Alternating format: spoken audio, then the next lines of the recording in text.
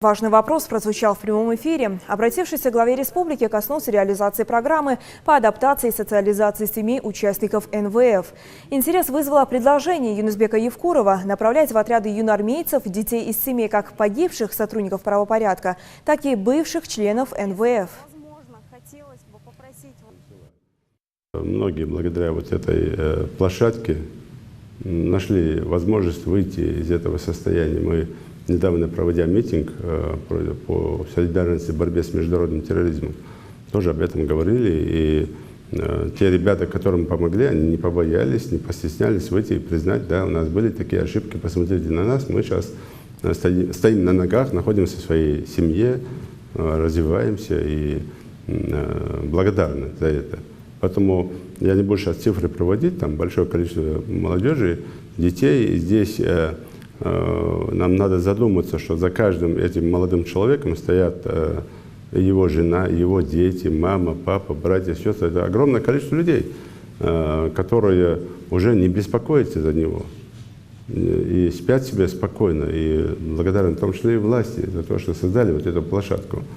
То, что мы не только по детям, я эту задачу ставил, почему? Потому что сам лично участник вот этих переговоров, разговоров, сам посещает, в том числе в Троицкой, и в Сунже, и в Нестеровке, семьи уничтоженных, ликвидированных членов бандподполья, где мать осталась одна с дочкой там, или с невесткой. И когда соседи как-то стараются их обходить. Я там собирал женщин, соседей, тоже просил их, там, давайте, нельзя, случилось. Давайте вы как-то интегрируйтесь, помогите им. И пиарская объяснена, Галами Талевалшалш, Саулучана, не обходите их стороной. И чайбли, да читашли, помял дуйся, чайбли, дачу, шедол, шашбли, то есть не отталкивайте их дальше. Им же надо среди вас жить, они же никуда не улетят, не испарятся.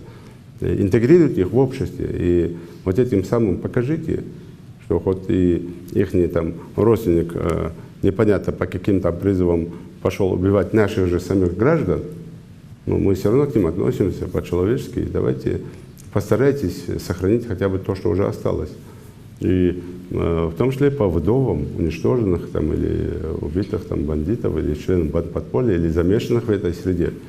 Чтобы и с ними работа была, мы и матери Ингушетии этим занимаются, и будем это все продолжать. И, конечно, дети.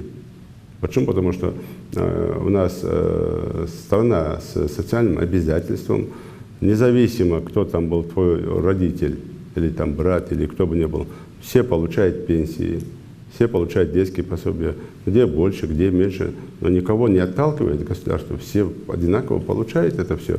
И в этом вопросе, конечно, мы должны особое внимание обратить на детей. Почему? Потому что если ребенка оставить в среде с матерью и своей этой болью, а как бы мы ни хотели, можем называть их террористами, бандитами, еще кем-нибудь, но они тут же, мы должны понимать, что они чьи-то отцы, чьи-то мужья, чьи-то там сыновья. То есть это не то, что виртуальные люди. Они в нашей среде были. И у них есть дети, у них есть жены, которые остались вдовами, у них есть родители, которые остались, если у кого есть они, там, братья, сестры, и особенно дети. И мы должны с этими детьми, конечно, работу тоже проводить. Не в плане агитируя, что вот твой папа был плохой, там, нехороший, он был бандит, а в плане того вообще не затрагивать тему отца, а в плане давай понять, что он такой же член общества, гражданин общества, ребенок наш, имеет право и на детский сад, и на школу, и на все с учетом этого. Если мы создаем какие-то площадки, юная армия это будет, там, или же другие там, какие-то детские площадки, конечно, дети должны все там быть. И их не надо делить на своих или на чужих. Вот, поэтому эта задача стоит, и я надеюсь, что